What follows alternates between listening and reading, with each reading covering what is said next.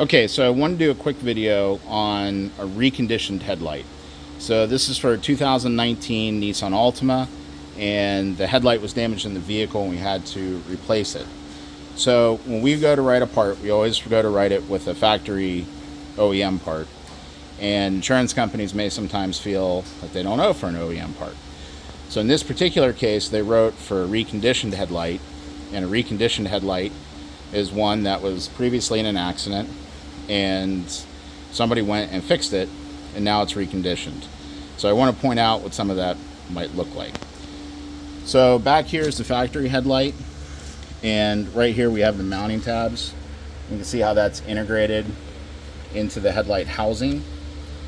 And over here on the reconditioned headlight, we can see that the tab was broken off and they screwed in this replacement tab that, looking at the texture of it, appears to be 3D printed.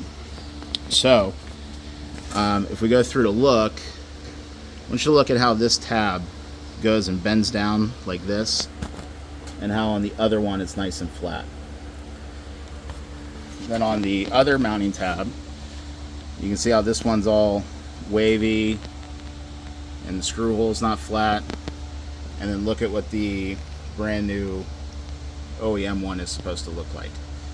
So these were so bad we couldn't even get it to bolt up to the vehicle. Then we have some other stuff. Looks like they had the lens off the housing. The adhesive doesn't appear to be fully sealing there. We can see some of their old sanding work. And then on the back side, we can see that they repaired the housing in a number of areas. Another 3D printed tab down here. And then when they painted it, they actually painted over the adjuster screw.